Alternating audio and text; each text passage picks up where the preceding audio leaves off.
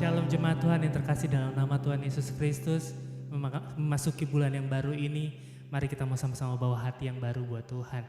Kita mau melangkah bersama Tuhan lebih lagi dan kita mau pastikan bahwa kita mau menikmati setiap kemenangan demi kemenangan bersama Tuhan. Amin.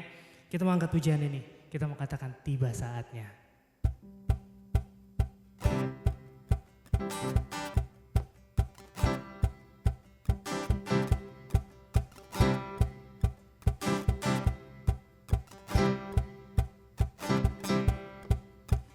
Tiba saatnya kami berkumpul bersatu dari setiap suku dan bangsa,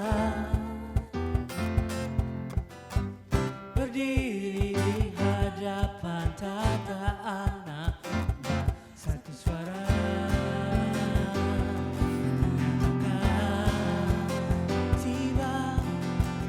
Tiba saatnya kami berkumpul bersatu dari segenap suku dan bangsa,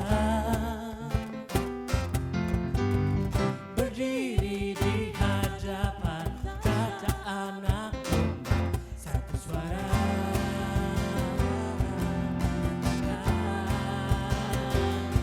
Keselamatan bagi Allah yang duduk dan bertata, kami naikkan pada anak domba. Pujian dan kekuatan, hormat dan kekuasaan, kemuliaan bagi Dia selamanya.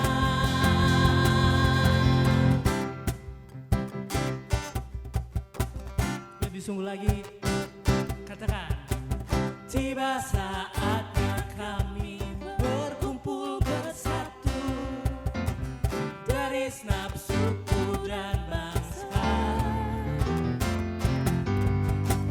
berdiri di hadapan tata anak domba, satu suara.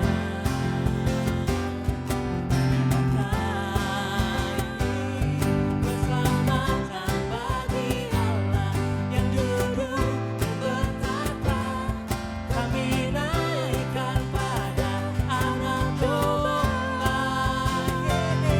Pujian dan kekuatan, hormat dan kekuasaan, kemuliaan bagi Dia selamanya. Keselamatan bagi Allah yang duduk dan bertata, naikkan pada anak domba. Pujian dan kekuatan, hormat dan kekuasaan, kemuliaan bagi Dia selamanya. Keselamatan bagi Allah yang duduk dan bertata, kami naikkan pada anak domba. Pujian dan kekuatan, hormat dan kekuasaan, kemuliaan bagi Dia selamanya. Kemuliaan bagi Dia, kemuliaan bagi Dia, kemuliaan bagi Dia selamanya.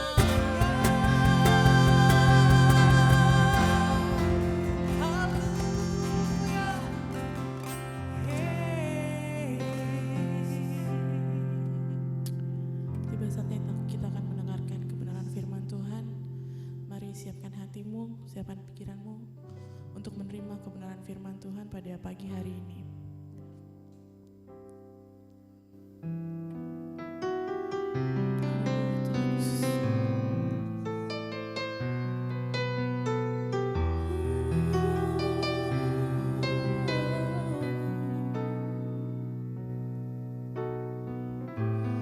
Kau Bapa yang setia, tak pernah sedetik Kau tinggalkan diri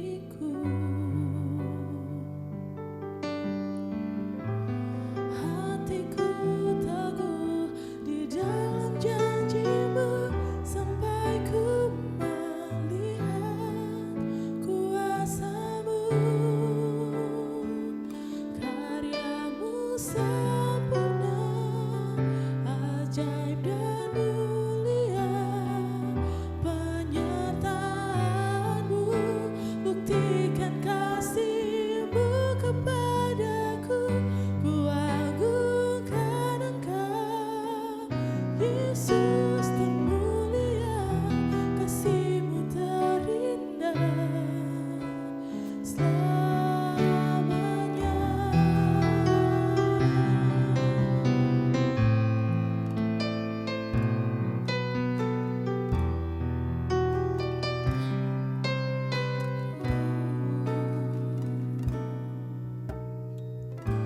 Kau Bapa yang setia, tak pernah sedetik Kau tinggalkan diriku.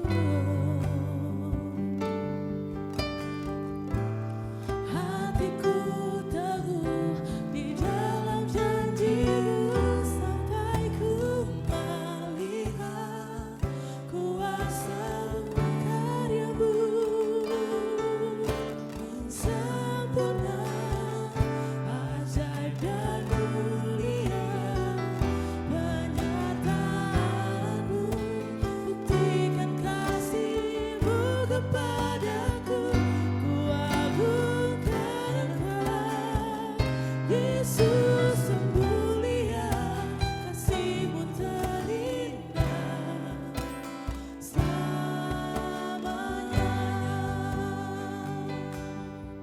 Ku tetap berharap di dalam kesesakan, ku tetap percaya walau tak melihat, sebab ku yakin karya-Mu sempurna, ajaib dan mulia penyertaan-Mu, buktikan kasih-Mu kepadaku, ku agungkan Engkau, Yesus termulia, kasih-Mu terindah selamanya. Karya-Mu sempurna, ajaib dan mulia penyertaan-Mu, buktikan kasih-Mu kepadaku, ku agungkan Engkau, Yesus termulia, kasih-Mu terindah, kasih-Mu terindah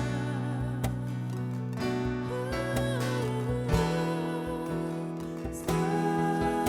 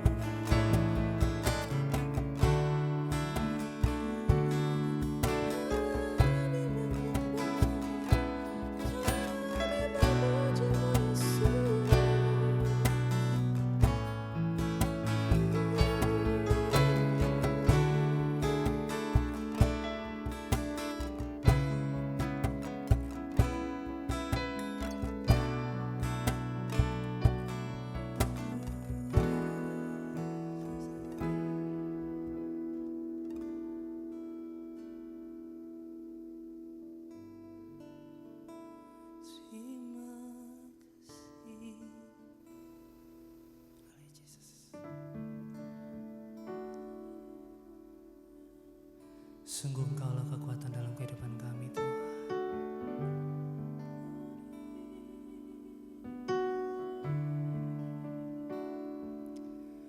Kami mau nyanyikan setiap lagu pengharapan kami hanya padamu, Tuhan.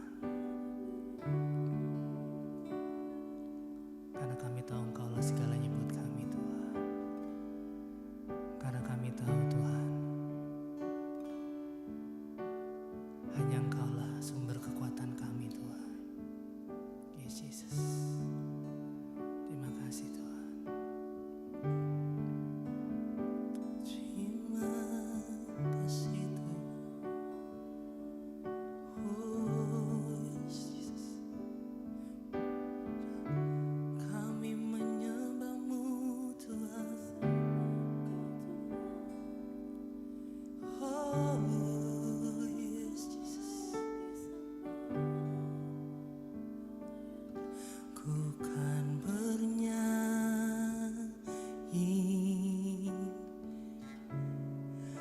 sampai jiwaku percaya,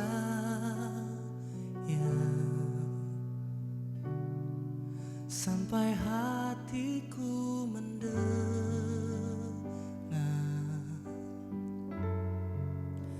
lagu pengharapan.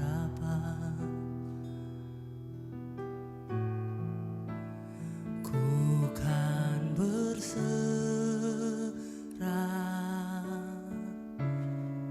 ku tahu aku tak sendiri. Ku yakin kau mengasihiku,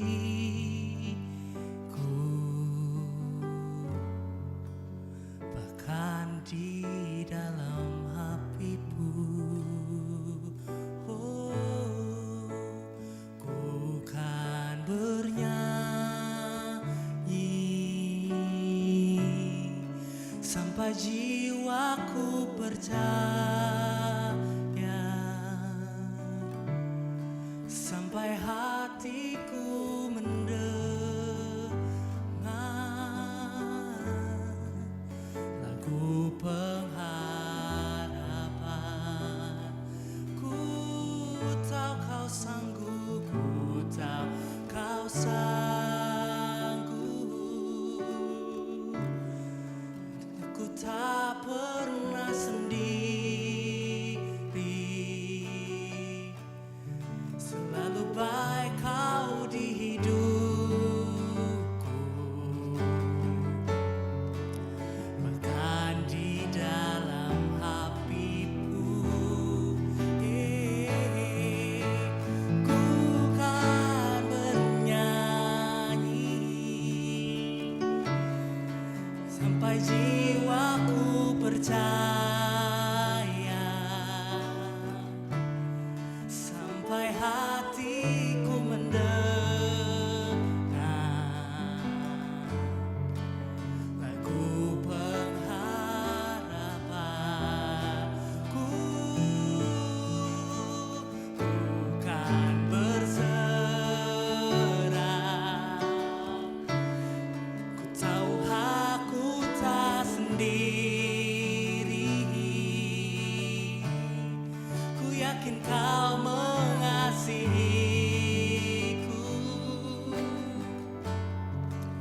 bahkan di dalam apiku.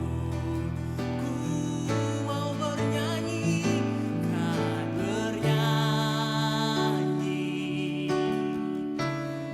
sampai jiwaku percaya, sampai hatiku mendengar lagu pengharapan.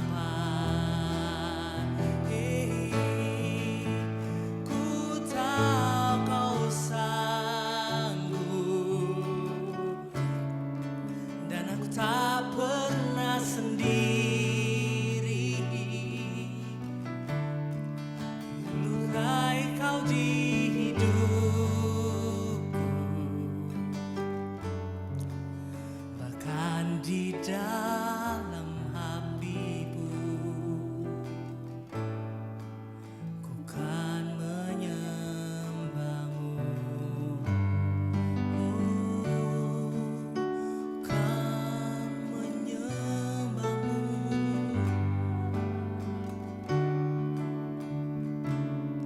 Ku kan menyembahmu,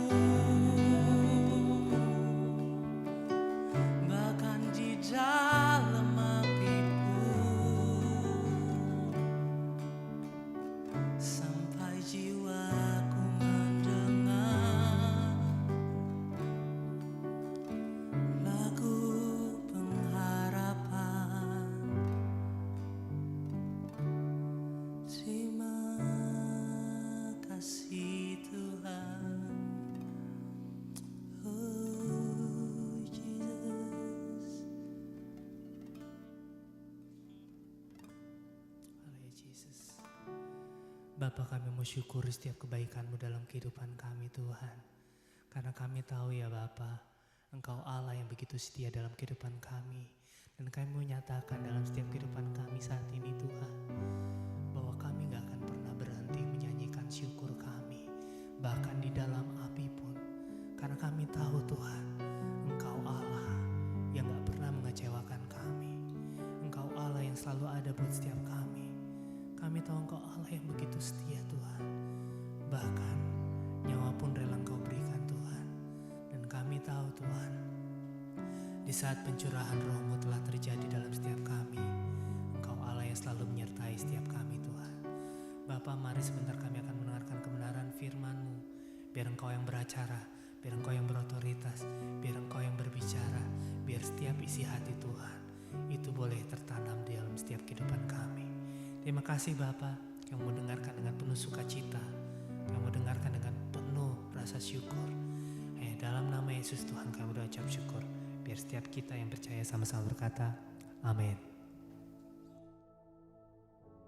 Shalom Bapak Ibu sekasih dalam Tuhan, kita bersyukur kita kembali boleh bersama-sama mempersiapkan di dalam ibadah memasuki bulan Juni, bulan yang ke-6 di tahun 2020. Kita akan tundukkan kepala sebentar, mari kita bersatu dalam doa.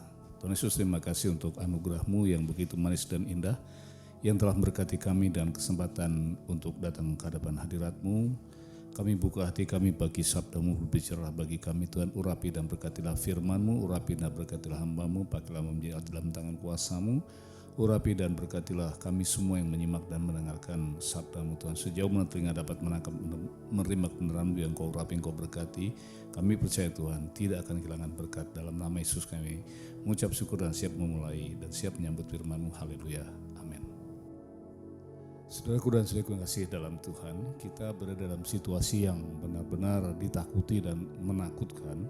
Seluruh dunia sedang dilanda depresi, sedang dilanda ketakutan yang begitu hebat. Dan apa yang terjadi ini tidak bukan adalah disebabkan oleh karena adanya pandemi, yaitu virus COVID-19, di mana banyak orang yang tidak tahu, masih beranggapan bahwa COVID ini fantasi, COVID ini hanyalah isapan jempol, COVID ini adalah sesuatu yang tidak boleh ditakutkan dan sebagainya. Sehingga banyak orang menganggap sepele dan tidak serius menghadapi apa yang sedang terjadi. Sementara bagi mereka yang mengerti, bagi mereka yang paham dan mereka yang mengetahui, mereka betul-betul menghadapi ini secara serius. Nah, pada kesempatan yang ada pagi ini saya tidak berbicara tentang COVID ataupun lain sebagainya, tapi saya ingin berbicara tentang kebenaran firman Tuhan, yaitu berbicara tentang dosa. Dosa seringkali kita anggap sepele, dosa seringkali kita anggap sesuatu yang tidak berbahaya dan tidak mematikan dan lain sebagainya, sehingga kita santai-santai saja. Sebagaimana yang kita ketahui sekarang ini, bagaimana virus yang tidak nampak oleh mata itu bisa menimbulkan kelumpuhan secara internasional. Kelumpuhan yang terjadi adalah kelumpuhan secara ekonomi, secara politik, secara psikologis, dan berbagai lini kehidupan mengalami kelumpuhan atau stagnasi yang betul-betul mencapai titik yang sangat kritis. Sehingga olehnya sebagaimana kita simak terjadi kerusuhan di Amerika yang luar biasa. Demikian juga terjadi kerusuhan di tempat-tempat lain. Yang saya ingin sampaikan pada pagi ini adalah dosa pun bermakna demikian. Seolah-olah dosa itu bukan sesuatu yang serius, seolah dosa itu suka sesuatu yang menakutkan. Ada orang yang menganggapnya sepele, tapi ada orang yang menangkapnya serius. Tapi saya ingin pagi ini firman Tuhan memberi kita pengertian dan pemahaman bahwasanya dosa itu merupakan betul sesuatu yang sangat serius. Oleh karena itu, izinkan saya mengajak saudara yang kasih dalam Tuhan untuk menyimak pembacaan firman Tuhan yang saya kutip dari Roma pasal yang ke-7 berikut ini. Roma 7 ayat yang pertama firman Tuhan mengatakan, tidak tahukah kamu saudara-saudara, sebab aku berbicara kepada mereka yang mengetahui hukum, bahwa hukum berkuasa atas seseorang selama orang itu hidup. Paulus memberikan sebuah analogi, yaitu bahwasanya ia berbicara kepada orang-orang yang mengerti hukum. Nah, dikatakan demikian, apakah kamu tahu? Tidak tahu saudara-saudara, sebab aku berbicara kepada mereka yang mengetahui hukum, bahwa hukum itu berkuasa atas orang itu ketika seseorang itu masih hidup. Sehingga oleh ketika seseorang itu masih hidup, ia berada di bawah kekuasaan hukum. Tetapi ketika orang itu sudah mati, maka orang itu pun sudah bebas dari kekuasaan hukum. Tidak ada yang bisa menuntut, tidak bisa mengganggu gugat, dan hak-haknya pun sudah hangus atau sudah tidak berlaku lagi. Kemudian ayat yang kedua, ia ingin memberikan pemaparan yang lebih definitif tentang apa yang dimaksud dengan hukum yang dibicarakan oleh Paulus di sini. Sebab seorang istri terikat oleh hukum kepada suaminya selama suaminya itu hidup. Akan tapi apabila suaminya itu mati, bebaslah ia dari hukum yang mengikatnya kepada suaminya. Ayat yang ketiga, jadi selama suaminya hidup, ia dianggap berzina jikalau ia menjadi istri lelaki lain. Tetapi jika suaminya telah mati, ia bebas dari hukum, sehingga ia bukanlah berzina kalau ia menjadi istri laki-laki lain.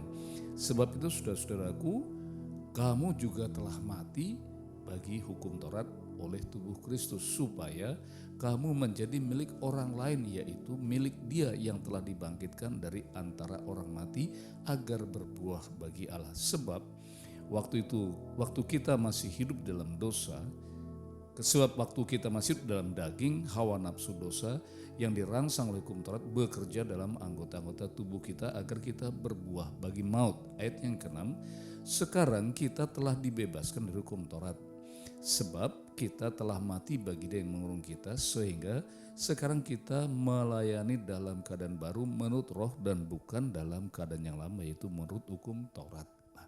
Melalui pemberitaan firman Tuhan ini, Paulus ingin menegaskan kepada kita bahwasanya ketika kita masih berdosa, kita terikat dengan dosa, kita di bawah kekuasaan dosa. Dan dosa itu adalah maut, dan maut itu penguasanya adalah setan. Dengan demikian, kalau saya bahasakan, ketika kita masih belum di dalam Tuhan, ketika kita belum menerima Kristus, ketika kita belum dilahirkan kembali, maka kita adalah individu yang berdosa, kita adalah pasangan setan, dan hidup kita di bawah kekuasaan setan, di bawah kedaulatan setan. Dan yang paling mengerikan adalah firman Tuhan mengatakan sebagai berikut, Dia memberikan pemaparan yang sangat menakjubkan, yang sangat luar biasa, bahwasanya seorang wanita yang masih diperistri oleh seorang laki-laki, dianalogikan oleh Paulus, saya ulang sekali lagi dalam Roma 7 kedua, sebab seorang istri terikat oleh hukum kepada suaminya. Nah, kata terikat inilah yang akan kita simak bersama-sama, karena kata terikat ini memiliki pengertian yang sangat luar biasa, bisa membawa dampak yang positif dan juga bisa menimbulkan dampak yang sangat negatif. Positif atau negatif, mari kita simak bersama-sama. Dalam kamus bahasa Yunani diterjemahkan kata terikat ini dari kata dedetai. Kata dedetai ini sendiri memiliki pengertian yang sangat luar biasa. Kata dedetai ini berasal dari kata deo yang artinya adalah terikat erat, terikat sedemikian rupa kencang dengan rantai ataupun dengan besi yang tidak mungkin bisa diputuskan, tidak mungkin bisa dipatahkan. Dan secara metaforis dikatakan bahwa terikat ini berarti tidak bisa dipisahkan, tidak bisa dilepaskan, dan ia berada di bawah kekuasaan, di bawah kedaulatan, sehingga olehnya seorang yang terikat itu seluruh hidupnya hanya bertumpu terpaku pada satu tempat yang mengikat dia, sehingga olehnya ketika seseorang diikat oleh dosa, ia berada di bawah kekuasaan dosa, ia akan tunduk kepada dosa. Maka seringkali saya melontarkan istilah-istilah yang dianggap nyeleneh, bahwasanya bagi orang yang belum mengenal Tuhan dan belum menerima Tuhan sebagai juru selamat pribadinya, bagi orang yang belum dipulihkan atau ditebus oleh darah Yesus, maka dosa bagi orang itu merupakan sebuah kewajiban. Ia tidak bisa tidak berbuat dosa. Karena apa? Karena ia wajib berbuat dosa, karena ia terikat oleh dosa, sehingga ia tidak punya kekuatan, tidak punya kuasa untuk melepaskan diri dari kekuatan yang memerintahkan untuk berbuat dosa. Oleh karena itu, sekali lagi, terikat berarti diikat, berarti dalam keadaan terkurung, dalam keadaan terpenjara, dalam keadaan tidak memiliki kebebasan, kemerdekaan apapun, sehingga olehnya ia wajib melakukan apapun yang diperintahkan oleh majikan yang menguasai. Ilustrasi sederhana mungkin bisa saya berikan, seekor lembu atau sepasang lembu yang diikat pada satu kuk yang sama, ia tidak bisa melarikan diri kemana-mana, ia harus tunduk dan taat kepada kehendak petani yang memasang kuk lehernya. Demikian juga ketika seekor lembu ataupun seekor kerbau, ketika hidungnya sudah dicucuk, maka ia tidak punya hak kemerdekaan, dia tidak bebas lagi, ia hidup di bawah kekuasaan orang yang mencucuk hidungnya, dan kemanapun ia harus mentaati dan mematuhi. Nah, saudara bisa bayangkan kalau hidup kita di bawah kekuasaan dosa, diatur oleh dosa, dikendalikan oleh dosa, maka dalam hidup kita tidak ada yang baik dan tidak ada yang benar, dan pada puncaknya kita akan menuju pada kebinasaan kekal, dan kebinasaan kekal itu adalah maut, di mana setan dan pengikut-pengikutnya berdaulat dan bertahta sana, dan semuanya akan dibinasakan oleh Tuhan. Oleh karena inilah Tuhan ingin membebaskan dan menebus kita, dan kita bersyukur pada Tuhan kalau pada hari Minggu yang lalu kita sudah merayakan hari perayaan pencurahan kuasa Roh Kudus kata gereja Tuhan, atau boleh istilahkan adalah hari kelahiran gereja Tuhan. Hari kelahiran gereja Tuhan secara universal dalam pengertian hari di mana gereja dilahirkan oleh Tuhan, hari di mana Roh Kudus dicurahkan, hari di mana orang-orang berdosa dibebaskan, dimerdekakan oleh Tuhan. Oleh karena itu, saya senang sekali mengajak saudara untuk memahami istilah yang dimasukkan di sini terikatnya tadi. Oleh karena itu, dalam perspektif yang berbeda, saya ingin melihat bagaimana dalam tadi kan kita berbicara dalam perspektif negatif. Sekarang saya ingin mengajak pada saudara pada perspektif yang positif. Ketika kita menerima Tuhan Yesus berjanji memberkati kita dengan Roh Kudus. Roh Kudus itulah yang akan menuntun kita, membawa kita ke dalam dimensi hidup yang baru.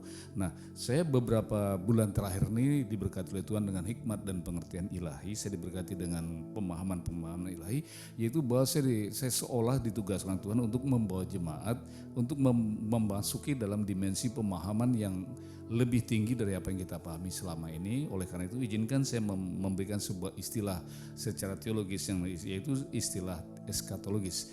Tuhan menghendaki dan menginginkan gereja Tuhan di akhir zaman ini harus menjadi gereja yang eskatologis. Apa yang dimaksud dengan eskatologis? Nah, izinkan saya memaparkan sedikit. Eskatologis ini adalah bahasa Yunani yang berbicara tentang perkara-perkara yang ada di atas. Nah, eskatologis ini juga ditranslasikan ke dalam bahasa Inggris eskalator, yang kemudian kita jadikan sebagai bahasa serapan bahasa Indonesia, yaitu tangga berjalan, yaitu suatu fasilitas, suatu sarana prasarana yang dibuat oleh manusia, dibuat untuk memindahkan orang dari bawah ke tempat yang lebih tinggi. Nah, demikian juga apa yang Tuhan inginkan, apa yang Tuhan berkatkan kepada saya melalui firman-Nya, melalui hikmat dan pengertian ilahinya, bahwa Tuhan ingin membawa gereja Tuhan pada dimensi eskatologis. Berarti Tuhan ingin kita ini dalam satu peringkat yang semula peringkat yang standar, Tuhan ingin kita masuk dalam peringkat yang lebih tinggi. Nah, peringkat yang lebih tinggi ini kalau selama ini kita berpikir secara duniawi, berpikir secara sekuler, Tuhan menghendaki agar kita berpikir perkara-perkara yang di atas, itu perkara-perkara yang di surga, perkara-perkara di mana kita akan tinggal secara permanen bersama-sama dengan Tuhan Yesus. Nah, kenapa kita harus ke sana? Karena memang itulah tujuan akhir kita, dan itulah terminal akhir di mana Tuhan berjuang untuk mendapatkan kita. Tuhan rela terpaku di kayu salib bagi kita dengan darah yang bercucuran dan tertumpah di Kalvari adalah untuk kita. Apa maksudnya? Apa tujuan? Tujuan tidak bukan adalah untuk memiliki kita, mendapatkan kita, dan membawa kita ke tempat di mana Ia berada. Sebagaimana dijanjikan oleh Tuhan Yesus dalam Yohanes 14 ayat 2 dan ketiga. Di rumah Bapakku banyaklah tempat, kalau tidak tentu aku mengatakannya kepadamu. Dan aku pergi ke situ untuk menyediakan tempat bagimu, supaya di tempat mana aku berada kamu pun berada. Sesudah itu aku akan datang kembali dan membawa kamu ke sana, supaya di tempat mana aku berada kamu pun berada. Ini yang Tuhan inginkan agar kita mengerti dan pahami di akhir zaman ini. Tuhan ingin mengajak kita, membawa kita masuk dalam pemikiran-pemikiran surgawi, bukan lagi pemikiran-pemikiran di dunia ini. Kenapa? Memang dunia bukan terminal akhir kita, bukan tujuan kita. Kita punya apapun di dunia ini semua akan kita tinggalkan, dan semua tidak akan satu pun yang kita bawa. Emas perak akan kita tinggalkan ketika kita sudah meregang nyawa dan kita sudah putus nafas, jantung kita sudah membatu dan paru-paru kita sudah tidak lagi sanggup memompa oksigen. Apa yang terjadi? Kita pindah dari dunia yang fana ke dalam dimensi hidup yang baru, yaitu masuk dalam kemuliaan Tuhan bersama-sama dengan Tuhan untuk selama ini. Harus kita pikirkan. Nah, oleh karena itu, dalam kesempatan ini saya ingin mengajak saudara untuk memahami apa yang dimaksud oleh Tuhan dengan analogi yang disampaikan oleh Paulus melalui Roma pasal 7 ayat yang kedua tadi. Sebab seorang istri terikat oleh hukum kepada suaminya selama suaminya itu hidup, dan apabila suaminya telah mati, bebaslah ia dari hukum yang mengikatnya kepada suaminya itu. Jikalau kita dulu terikat oleh dosa, kita di bawah kekuasaan dosa, kita diperbudak oleh dosa, dan dosa itu sudah mati oleh kematian Yesus, dosa itu sudah dikalahkan oleh Tuhan Yesus di kayu salib, maut itu sudah tidak berkuasa lagi. Seperti yang dikatakan oleh firman Tuhan, mengatakan, hai maut, di manakah sangatmu? Sehingga olehnya apa? Ketika Yesus sudah mati kayu salib, mau tidak punya kekuasaan lagi, tidak punya kedaulatan lagi. Sehingga olehnya apa? Kita sudah mati bersama-sama dengan Kristus. Kita sudah mati oleh karena dosa dan pelanggaran kita. Kita sudah dikuburkan lewat baptisan bersama dengan kematian Yesus. Dan kita sudah dibangkitkan dari dosa menjadi manusia yang baru, menjadi ciptaan baru, menjadi individu yang baru, menjadi pribadi yang baru, dan menjadi manusia dengan karakter dan tabiat yang baru tentunya, dan itulah yang Tuhan kerjakan bagi kita. Oleh karena itu izinkan saya mengajak saudara-saudara kita untuk menyimak Efesus pasal yang kelima, ya. Efesus pasal yang kelima ayat yang ke-22, firman Tuhan mengatakan demikian. Hai istri, tunduklah kepada suamimu seperti kepada Tuhan, karena suami adalah kepala istri, sama seperti Kristus adalah kepala jemaat, dialah yang menyelamatkan tubuh. Karena sebagaimana jemaat tunduk kepada Kristus, demikianlah juga, ya. Karena itu sebagaimana jemaat tunduk kepada Kristus, demikianlah juga istri kepada suami dalam segala sesuatu. Hai suami, kasihlah istrimu sebagaimana Kristus mengasihi jemaat dan telah menyerahkan dirinya baginya untuk menguduskannya, sesudah ia menyucikannya dengan memandikannya dengan air dan firman, supaya dengan demikian ia menempatkan jemaat depan dirinya dengan cemerlang, tanpa cacat, tanpa kerut atau yang serupa, supaya jemaat kudus dan tidak bercelah. Nah, ringkas saja firman Tuhan mengatakan demikian. Yang ayat yang selanjutnya, ayat yang ke-32 saya potong saja ya. Firman Tuhan mengatakan demikian.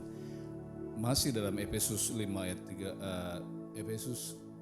32, rahasia ini besar, tapi yang kumaksudkan ialah hubungan Kristus dan jemaat.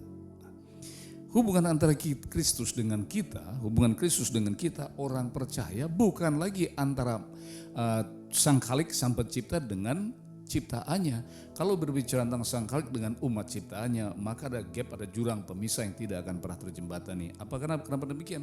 Karena sebagai ciptaan kita sudah berbuat jahat, kita sudah melanggar, kita sudah memberontak, kita sudah berdosa, kita sudah tidak setia, kita sudah najis, dan tidak mungkin lagi kita bisa hadapan dengan Tuhan. Tetapi semua itu sudah dirobohkan oleh Tuhan, benteng-benteng pemisah itu sudah dirobohkan, dan jurang pemisah itu sudah dijembatani oleh salib kematian Kristus. Karena itu dikatakan rahasia ini besar, tetapi yang aku maksudkan adalah hubungan Kristus dengan jemaat. Dia tidak berbicara antara hubungan antara Sang Pencipta dengan ciptaan, tetapi Kristus dan jemaat, dua sejoli yang saling mencintai dan saling mengasihi.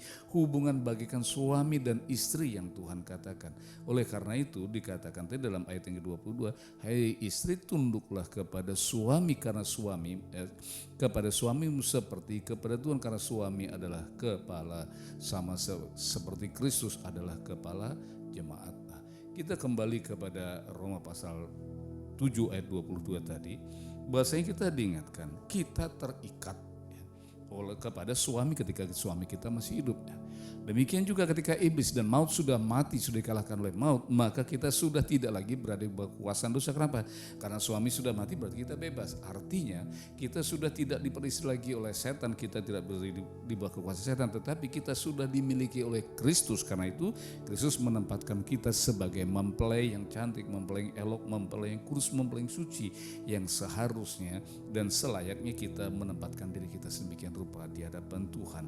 Nah, dalam persepsi yang ini saya ingin mengajak kita semua untuk memahami satu perkara.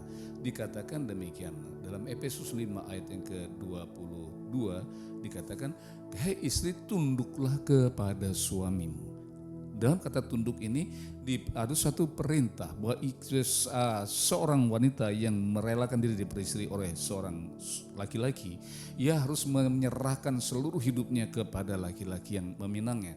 Demikian juga kita, ketika kita sudah dipinang oleh Kristus, maka kita wajib menyerahkan, mempersembahkan seluruh hidup kita kepada Kristus. Dengan kita menyerahkan seluruh kita sepenuhnya kepada Kristus dan kita berada di bawah kedaulatan, di bawah kekuasaan Kristus, maka kita tidak akan lagi di bawah kekuasaan dosa, sehingga olehnya Kristus akan menguasai kita, dan Roh Kudus akan dianugerahkan kita, dan Roh Kudus itu akan mengubahkan hidup kita, dan Roh Kudus itu akan memperbarui hidup kita, dan Roh Kudus itu akan membawa kita ke dalam dimensi hidup yang baru, membawa kita dalam dimensi hidup yang penuh dengan kemuliaan, membawa kita dalam dimensi hidup yang diberkati oleh Tuhan. Dan yang terutama di atas segala-galanya adalah bahwasanya ketika kita sudah ditunang oleh Kristus dan kita menjadi milik Kristus, maka kita tidak lagi berada di bawah kekuasaan dosa, tapi kita di bawah hidup, dan hidup itu adalah hidup yang kekal. Karena itu Paulus mengingatkan kepada kita alasan-alasan kenapa Tuhan memilih kita dan menjadikan kita permaisurinya. Karena bagi Tuhan tidak ada yang lebih berharga selain daripada kita. Dengan tidak jemu saya mengingatkan khotbah-khotbah saya di tahun-tahun yang lalu, bahwasanya ketika Tuhan menciptakan kita, Dia punya alasan kenapa kita diciptakan serupa dan segambar dengan Dia. Karena bagi Tuhan tidak ada yang serupa dan segambar dengan Tuhan yang Tuhan ingini selain daripada kita. Tuhan bisa menciptakan apapun dengan keindahan, dengan keelokan, dengan keajaiban dan segala macam. Tetapi satu hal yang harus kita mengerti, semua itu tidak membuat hati Tuhan terpikat. Tuhan hanya terpikat pada satu perkara, yaitu bahwa Tuhan terpikat kepada kita karena Tuhan menciptakan kita serupa dan segambar dengan dirinya sendiri. Kita ini adalah imago Dei, kita ini adalah figur dan gambaran cerminan Tuhan sendiri. Kita ini adalah duplikat dari Tuhan sendiri, sehingga olehnya apa yang terjadi, kita ini serupa segambar sama seperti Allah. Karena itulah Tuhan tidak pernah berduka cita, tidak pernah berkabung, dan tidak pernah mau mengorbankan dirinya, tidak pernah mau mati di kayu salib hanya untuk malaikat atau untuk apapun selain pada untuk manusia. Karena itu izinkan saya mengutip pernyataan firman Tuhan dalam 2 Korintus 11 ayat yang kedua. 2 Korintus 11 ayat 2 mengatakan demikian, sebab aku cemburu kepada kamu dengan cemburu ilahi, karena aku telah mempertunangkan kamu kepada satu laki-laki untuk membawa kamu sebagai perawan suci kepada Kristus. Paulus menganalogikan dirinya sebagai seorang yang menunangkan kita dengan seorang laki-laki, dan dalam pertunangan ini kita dipertunangkan dengan Kristus. Artinya adalah bahwasanya dengan Allah memiliki hak untuk cemburu kepada kita karena Ia sangat mencintai dan mengasihi kita, sehingga olehnya kita harus mempersembahkan seluruh hidup kita kepada Tuhan. Oleh karena itu saudara yang kasih dalam Tuhan, yang saya ingin bagikan kepada saudara-saudara yang kasih dalam Tuhan pada kesempatan indah saat ini adalah, sadarilah bahwa dengan Roh Kudus yang diingin oleh Tuhan dengan kecemburuan dianugerahkannya kepada kita adalah untuk memeteraikan bahwa kita adalah milik Tuhan, bahwa kita adalah permata Tuhan, sehingga olehnya apa? Ia ingin mengajak kita, menuntun kita, membimbing kita untuk hidup dalam dimensi-dimensi yang surgawi, bukan dimensi-dimensi duniawi lagi. Oleh karena itu yang ingin saya tekankan pada saat ini adalah mulai hari ini melangkahlah bersama dengan Roh Kudus. Beri dirimu dituntun Roh Kudus, beri dirimu dikuasai Roh Kudus. Roh Kudus adalah Roh Tuhan yang senantiasa hadir menyertai kita, dianugerahkan kepada kita, mendampingi kita, membimbing kita untuk membawa kita dalam dimensi hidup yang baru, dimensi hidup yang surgawi. Sehingga olehnya apa? Ketika kita berada di bawah kepenundukan diri dan penyerahan diri yang total kepada Roh Kudus, maka Roh Kudus akan mengubah hidup kita dan membuat kita menjadi pribadi yang berkenan di hadapan Tuhan. Sehingga oleh saudara yang kasih dalam Tuhan, biar dengan dicurahkannya Roh Kudus kepada kita, maka kita akan diubah menjadi pribadi yang berbeda, pribadi yang luar biasa menakjubkan. Izinkan saya mengajak Bapak Ibu Saudara untuk mengutip firman Tuhan yang terdapat di dalam 1 Samuel pasal yang ke-10. Seperti apakah orang yang menerima urapan Tuhan, seperti apakah orang yang diurapi oleh Tuhan. Nah, saya ingin kita untuk memahami ketika Roh Kudus dianugerahkan kepada kita, artinya kita diurapi dengan Roh Kudus, dan orang yang diurapi adalah sebagai berikut. 1 Samuel 10 ayat 6, maka Roh Tuhan akan berkuasa atasmu, engkau akan kepenuhan bersama dengan mereka dan berubah menjadi manusia lain. Maka Roh Tuhan akan berkuasa atas kita. Dan ketika Roh Tuhan berkuasa atas kita, maka kita akan kepenuhan bersama-sama dengan orang-orang kudus Tuhan dan berubah menjadi individu yang lain. Bukan berarti hidungnya menjadi mancung, yang pesek, kulitnya yang hitam seperti saya menjadi putih, bukan. Atau rambutnya hitam, putih saya menjadi hitam, tidak. Yang dimaksud dengan menjadi manusia yang lain adalah menjadi pribadi yang lain. Ayat yang ke-7 dikatakan, tanda-tanda ini akan terjadi padamu, lakukanlah apa saja yang didapat oleh tanganmu sebab Allah menyertai engkau. Artinya apa? Dengan Roh Kudus menyertai kita, ketika Roh Kudus, Roh Tuhan ada bersama kita, hidup dalam kita dan menguasai hidup kita, mengendalikan kita, maka kita akan menjadi pribadi yang lain. Perbedaannya di mana? Kita yang semula orang berdosa, kita yang semula tidak mampu melawan dosa, ketika Roh Kudus ada dalam kita, maka dosa menjadi lumpuh, dosa tidak bisa aktif dengan leluasa seperti dulu. Sehingga apa? Karena Tuhan sudah mengambil alih kehidupan kita, maka Tuhan yang mengendalikan kita. Sehingga ketika ada muncul keinginan berbuat dosa, maka Roh Kudus akan mencegah, memberikan alarm, memberikan warning agar kita tidak melakukannya. Karena apa? Karena kalau kita melakukan dosa berarti kita sedang menjemputkan diri ke dalam jurang maut. Tentu dia tidak menginginkan hal itu kita lakukan. Tetapi ia memberkati kita Roh Kudus supaya kita memikirkan perkara-perkara surgawi, memikirkan perkara-perkara bagaimana supaya aku bisa membahagiakan Kristus karena Kristus telah membahagiakan aku terlebih dahulu. Pemikiran-pemikiran atas ialah bagaimana kita berlaku setia kepada Kristus karena Kristus telah setia kepada kita. Izinkan saya memberikan sebuah analogi tentang seorang yang kasmaran. Seorang yang sedang kasmaran, hidupnya akan dikuasai seluruhnya oleh orang yang dia gandrungi atau yang membuatnya jatuh cinta, yang membuatnya kepayang dan lain sebagainya. Sehingga apa? Makan pun teringat, tidur pun teringat, apapun yang dikerjakan dia tidak akan bisa melupakan pribadi tersebut. Nah, Tuhan pun juga inginkan dimensi sepertinya ada dan berlaku dalam hati kita. Kita ingin pikiran kita diobsesi oleh surgawi, kita ingin pikiran kita dikuasai oleh pemikiran-pemikiran bagaimana membahagiakan Kristus, menyenangkan Kristus. Tuhan ingin agar hati kita ini selalu berbunga-bunga karena kita memikirkan Tuhan. Sehingga lu yang sering kasih di dalam gereja kita akan melihat orang yang sungguh-sungguh lahir baru, orang yang sungguh-sungguh dikuasai Roh Kudus atau tidak sangat berbeda. Orang yang sungguh dikuasai Roh Kudus, ia akan punya rasa haus, rasa cinta kepada Tuhan yang sangat luar biasa. Dia akan punya kerinduan yang tidak pernah terpuaskan untuk bertemu dengan Tuhan. Seperti yang Mazmur katakan dalam Mazmur 42, mengapa engkau tertekan hai jiwaku? Mengapa engkau gelisah dalam diriku? Berharaplah kepada Allah. Ia begitu haus, begitu rindu akan Tuhan. Sehingga apa? Mazmur mengatakan seperti rusa yang merindukan sungai yang berair, demikianlah jiwaku merindukan engkau. Orang yang betul-betul sudah mengalami kelahiran baru, yang betul-betul sudah mengalami bertemu dengan Kristus dan sudah diubahkan hidupnya, dikuasai Roh Kudus, maka ia kepunyaan satu hasrat, bukan hasrat ingin kaya, bukan hasrat ingin hidup mapan dan sebagainya, walaupun itu tidak bersalah, tetapi yang diingini adalah ia ingin menginginkan Tuhan. Oleh karena itu Yesus mengingatkan kepada kita dalam Matius 6 ayat 33, tetapi cari dahulu kerajaan Allah, maka semuanya akan ditambah-tambahkan kepadamu. Jika ketika kita menginginkan Kristus, kita akan menginginkan Allah, maka segala yang kita butuhkan tanpa kita pikirkan pun sudah dipikirkan oleh Allah terlebih dahulu. Oleh karena itu sekali lagi saya ingin mengajak saudara untuk membedakan orang yang betul-betul kuasa Roh Kudus atau tidak.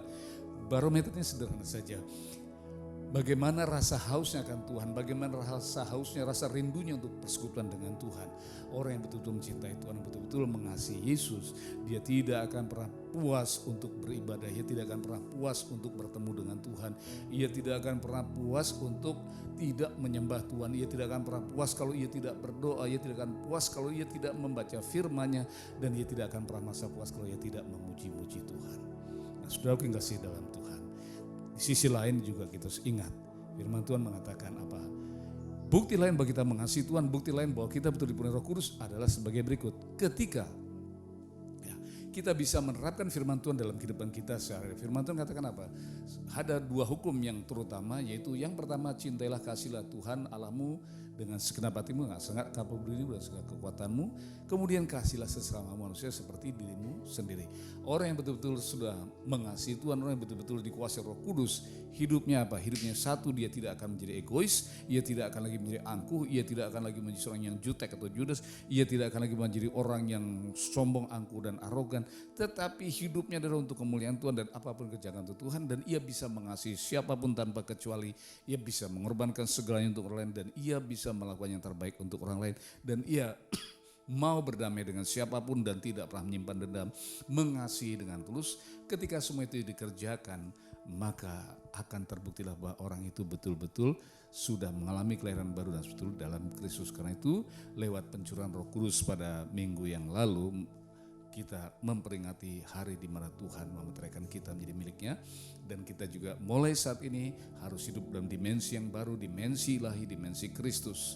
Ketika Roh Kudus menyertai kita, Jaminan adalah apa? Apapun yang kita buat, apapun yang kita kerjakan akan diberkati oleh Tuhan. Kemanapun kita melangkah, kita diberkati oleh Tuhan. Gak usah kita memikirkan yang bagaimana yang rumit-rumit. Pikirkan satu saja, bagaimana membahagiakan Tuhan, bagaimana mentaati firman Tuhan, bagaimana memuji menyembah Tuhan, bagaimana intim dengan Tuhan. Maka segalanya Tuhan punya urusan dan punya mengatur kita. Saya tidak panjang lebarkan firman Tuhan pada kesempatan ini. Saya hanya satu hal yang ingin saya sampaikan kepada saudara yang kasih dalam Tuhan. Ikatkan dirimu kepada yang kudus, maka kudusan Tuhan akan menguduskan kita. Nah, ikatkan dirimu dengan Kristus, maka Kristus akan terikat dengan kita. Seperti dikatakan dalam Yohanes pasal 15, akulah pokok anggur dan kamulah ranting-rantingnya. Ranting yang tanam dalam aku akan menghasilkan buah, tapi ranting di luar aku ia tidak akan bisa menghasilkan buah. Dan ranting yang tidak menghasilkan buah akan dipangkas dan dibuang di campakannya. Tuhan memberkati, malah kita hidup bersama dengan Tuhan, terikat pada Tuhan, terikat di bawah kekuasaan Roh Kudus, maka Dia akan memelihara dan berkati kita untuk selama-lamanya. Tuhan berkati, mari kita persiapkan diri kita untuk masuk ke sakramen perjamuan kudus, dan biarlah sakramen perjamuan kudus ini kita teringat bagaimana kita mengenang derita dan sengsara Tuhan yang telah berkorban bagi kita. Mari kita tundukkan kepala dan mari kita persiapkan diri kita untuk mempersiapkan diri kita untuk masuki sakramen perjamuan kudus, dan kita akan bersama-sama masuk dalam sakramen ini. Kita akan bersama-sama mengenang derita dan sengsara Tuhan yang telah menebus kita, yang telah berkorban bagi kita. Oleh mari kita bersama tundukkan kepala dan kita persiapkan. Tuhan Yesus, terima kasih untuk firman yang boleh kami terima dengar bersama-sama. Kami bersyukur padamu Tuhan, Engkau telah memilih kami dari antara segala bangsa, dan kami bersyukur Tuhan Engkau telah memaparkan bagi kami satu pengertian pemahaman ilahi, pemahaman surgawi yang begitu indah. Bahwasanya Tuhan Engkau tidak ingin kami binasa, karena itu Engkau menebus kami, Engkau menyelamatkan kami, dan Engkau lepaskan kami dari ikatan yang menguasai, yang mendominasi, dan Engkau merdekakan kami sehingga kami tidak lagi berada di bawah kekuasaan dosa, tapi kami mau hidup di bawah kekuasaan-Mu. Dan saat ini kami akan mempersiapkan diri untuk menerima sakramen perjamuan kudus-Mu Tuhan. Kami buka hati kami bagi kuasa-Mu, bagi Roh Kudus-Mu. Kuduskan, sucikan, layakkan kami untuk mendapat bagian di dalam perjamuan kudus pada saat ini. Dalam nama Tuhan Yesus, berkatilah roti dan anggur yang tersedia. Berkati juga setiap keluarga yang telah mempersiapkan diri untuk menerima sakramen perjamuan kudus itu, Tuhan, entah roti, entah apapun yang ada pada mereka, demikian juga entah anggur ataupun teh ataupun air putih. Biar semua yang Kau berkati, kuduskan, sucikan, agar semua itu boleh melambangkan tubuh dan darah-Mu sendiri, sebagaimana kami ingin memperingati derita dan sengsara-Mu. Kami ingin Tuhan jadikan peristiwa sebagai monumen yang mengubah hidup kami, dan biar Engkau diagungkan, dimuliakan dalam hidup kami. Dalam nama Tuhan Yesus kami bersyukur dan terima kasih padamu. Haleluya. Amin. Waktu bagi kita untuk bersama-sama mengenang derita dan sengsara Tuhan. Tuhan yang telah tersalib bagi kita, Tuhan yang telah berkorban bagi kita, Tuhan yang telah mengasihi kita, Tuhan yang tidak ingin kehilangan kita. Ia berhak dan Ia layak untuk kita kasihi. Ia berhak dan Ia layak untuk kita cintai. Ia layak dan Ia berhak untuk kita hormati. Ia berhak dan Ia layak untuk kita hargai sebagai Tuhan, sebagai Juru Selamat. Oleh karena itu, mari kita tundukkan kepala dan kita persiapkan diri untuk masuki sakramen perjamuan kudus ini. Tuhan Yesus yang baik, kami bersyukur karena Engkau telah memilih kami dan mengasihi kami. Kuduskan, sucikan, dan layakkan kami untuk memasuki sakramen perjamuan kudus pada saat ini. Kuduskan kami, kuduskan roti dan anggur, dan kuduskan kami seluruh umat-Mu, walaupun jarak memisahkan kami, tapi kasih-Mu tidak pernah memisahkan kami. Dalam nama Tuhan Yesus kami siap menerima tubuh dan darah-Mu. Haleluya. Amin. Pada malam Ia akan diserahkan. Ia berkumpul sama-sama dengan murid-muridnya dan Ia mengatakan bahwa barang siapa tidak mati bersama Kristus, tidak bangkit bersama Kristus, tidak mendapat bagian dalam kerajaan Allah. Oleh karena itu, bukalah hatimu dan persembahkan hidupmu kepada Tuhan dengan segenap hati. Ia yang telah diremukkan oleh Tuhan. Kita mengira tindas karena berbuat jahat, tapi sesungguhnya kelemahan kita dipikulnya, ditanggungnya. Ia diremukkan ditindas Allah, kita mengira ia berbuat dosa, tapi sesungguhnya pelanggaran dan kejahatan kita dipikulnya. Oleh karena itu,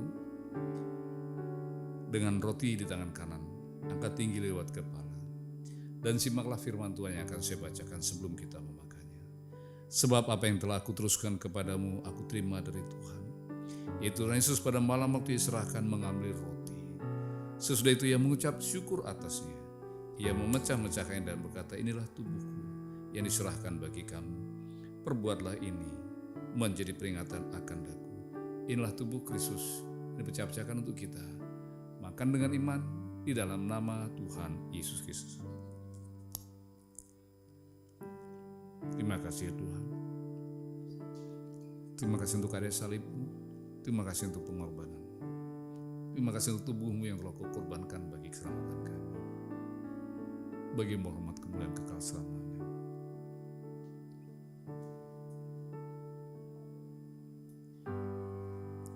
Dengan cawan anggur di tangan kanan, angkat tinggi lewat kepala. Renungkan dan simak baik-baik firman Tuhan yang saya bacakan bagi saudara. Demikian juga yang mengambil cawan sesudah makan, lalu ia berkata, cawan ini adalah perjanjian baru yang dimeteraikan oleh darahku. Perbuatlah ini setiap kali kamu minumnya menjadi peringatan akan daku. Sebab setiap kali kamu makan roti dan minum cawan ini, kamu memberitakan kematian Tuhan sampai ia datang. Inilah darah anak domba Allah yang menghapus dosa dunia. Minum dengan iman di dalam nama Tuhan Yesus Kristus.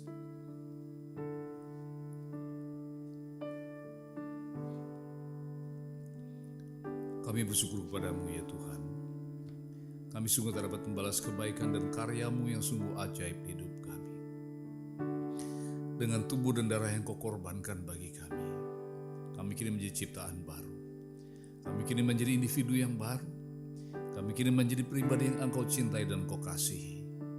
Dan dengan kuasa Roh Kudus-Mu yang Kau hadirkan dalam kehidupan kami bersyukur. Kami melangkah dalam dimensi ilahi. Kami bersyukur kami boleh melangkah bersama Engkau bergandeng tangan dalam kemuliaan. Mampukan kami ya Tuhan untuk hidup kudus, hidup benar. Mampukan kami untuk menyenangkan hati-Mu. Mampukan kami Tuhan untuk membahagiakan-Mu, sebab Engkau telah berdua membahagiakan kami.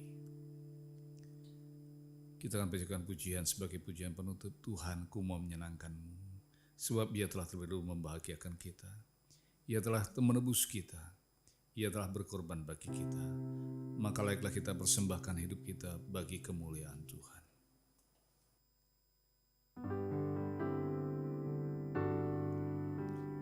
Tuhan, ku mau menyenangkan-Mu.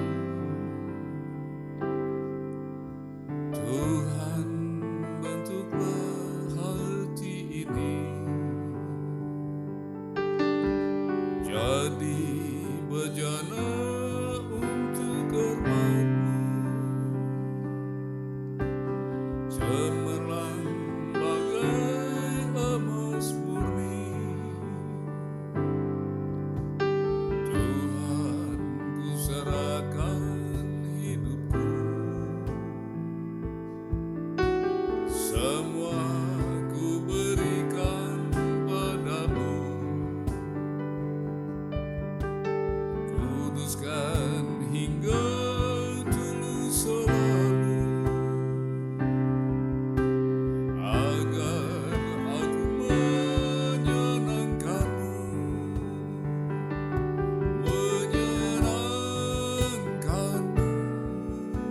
senangkan-Mu.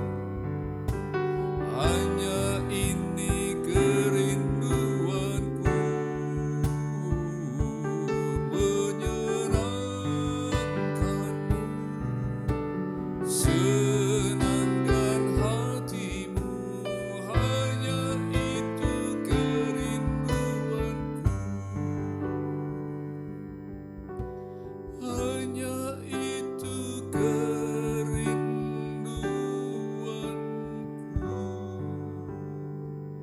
Tuhan Yesus, terima kasih buat pengorbanan-Mu di kayu salib. Terima kasih untuk tubuh dan darah-Mu yang telah Kau korbankan bagi kami. Terima kasih Roh Kudus yang telah Kau hadirkan dalam kehidupan kami, yang menuntun menyertai kami, mengubah kami menjadi makhluk ilahi, yang mengubah kami menjadi pribadi yang kudus dan berkenan di hadapan-Mu. Kudus bukan karena kekudusan sucian kami, tapi kudus karena darah-Mu yang menguduskan kami. Suci karena Engkau telah menyucikan kami. Terima kasih ya Tuhan. Berkati setiap kami Bentuk kami, jadikan kami jadi pribadi yang semakin menyenangkan hati-Mu. Beri kami hati yang baru, hati yang mengasihi-Mu, hati yang menghormati-Mu, hidup dalam kebenaran-Mu. Biarlah apa yang ada hati dan pikiran kami hanya untuk menyenangkan-Mu, membahagiakan-Mu. Dalam nama Tuhan Yesus kami berdoa untuk mereka yang sakit, Tuhan Engkau sembuhkan, yang susah Engkau hiburkan, yang kurang Engkau berkati dengan berlimpah. Demikian juga Tuhan, apapun persoalan umat-Mu, biarlah Engkau beri jawaban atas segala-galanya. Demikian juga berdoa Tuhan untuk pandemi yang sedang mewabah seluruh dunia, Tuhan, biar Tuhan Engkau berkenan, biarlah Engkau hentikan agar hidup kami boleh kembali normal, kembali pulih, kembali kami dapat beribadah, kembali dapat menjalani hidup ini memuliakan-Mu dan meninggikan, mengagungkan-Mu Tuhan. Menyerahkan seluruh sidang jemaat-Mu kuasa-Mu Tuhan, kiranya Engkau yang telah menebus kami dengan darah yang kudus, memberkati kami dengan kebahagiaan, dengan kesehatan, dengan kesejahteraan, memberkati kami dengan hati yang takut akan Engkau, memberkati kami dengan hati yang mengasihi-Mu, yang hormat kepadamu, memberkati kami dengan seluruh kehidupan kami, sehingga kami tidak akan kurang apapun yang terbaik, sebab Engkau lah yang memelihara dan mencukupi segala kebutuhan kami, sebab Engkau lah belahan jiwa kami, maka kebahagiaan kami, kebutuhan kami ada dalam pemikiran-Mu, ada dalam rancangan-Mu, ada dalam hati-Mu. Karena itu apa yang harus kami buat adalah menyenangkan. Terima kasih Bapa, dalam nama Yesus kami doa untuk Israel, Tuhan berkati Israel Tuhan, karena Israel telah menjadi berkat bagi kami, karena Israel kami telah mengenal Engkau. Selamat kelindungi Israel Tuhan, berkati Israel, halau karena singkirkan musuh-musuh Israel. Demikian juga berdoa untuk bangsa negara kami Indonesia, berkati bangsa kami Indonesia, selamatkan bangsa kami Tuhan, jadikan bangsa kami Indonesia bangsa yang takut akan Engkau, berkati pemimpin tertinggi, berkati Tuhan seluruh jajarannya. Demikian juga Tuhan berkati lembaga-lembaga Kristenan dan hamba-hamba yang Engkau Tuhan, biar kami semua sehati sekata untuk meninggikan, mengagungkan nama-Mu. Berkati juga jemaat-Mu secara khusus GBI Rahmat Allah Tuhan, kami semua jemaat yang menjangkau, memenangkan, jemaat yang bersaksi, jemaat yang Kau berkati, jemaat yang senantiasa Tuhan mengasihi orang lain dan peduli kepada kesusahan, kepada kebinasaan mereka, sehingga kami boleh menyaksikan karya-Mu dalam kehidupan mereka, agar mereka juga mengenal Engkau dan diselamatkan. Tuhan, kami juga untuk lingkungan di mana umat-Mu tinggal berada, sejahtera lingkungan umat-Mu dan sejahtera umat-Mu juga.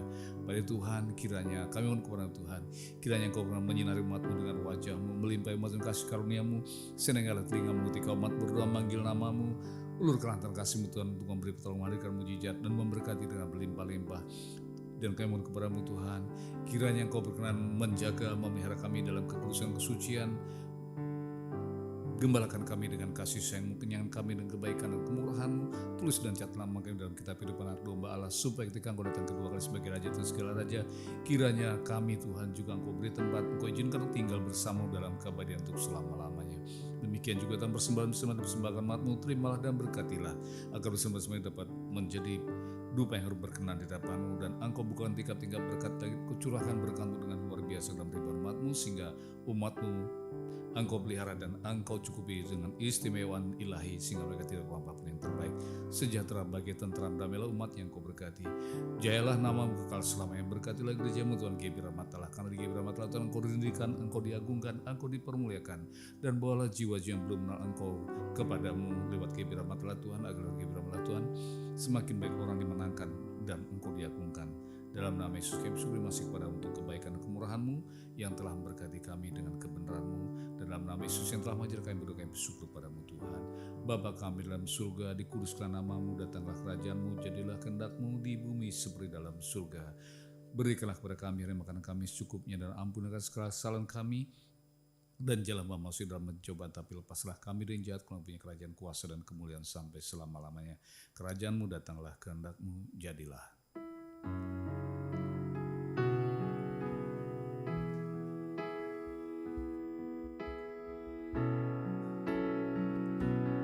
Kerajaan-Mu datanglah, kehendak-Mu jadilah, di bumi seperti di surga. Kerajaan-Mu datanglah, kehendak-Mu jadilah, di bumi seperti di surga. Muliakanlah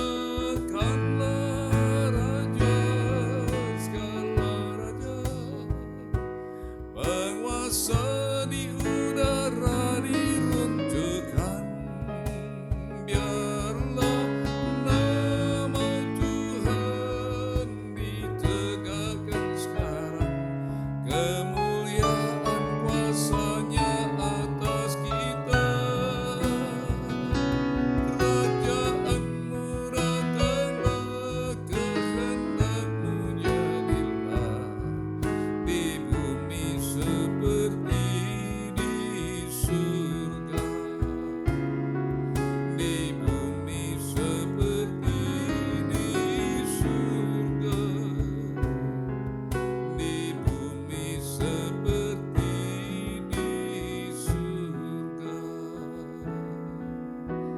Sidang jemaat selai-selai kekasih dan bermata hati Tuhan, angkat kedua tanganmu dan arahkan timur yang kudus. Pulanglah dengan sukacita dan terimalah berkat damai sejahtera dari Allah Bapa, kasih karunia Putra yang tunggal, kasih sayang penyertaan pemeliharaan dan kasih sayang Roh Kudus menjaga, melihara, memberkatimu dengan berlimpah-limpah dan mengasihimu menuntun jalan yang benar, memberkatimu sampai selama dalam nama Tuhan Yesus Kristus merata. Tuhan Yesus menyebut gerejanya. Haleluya.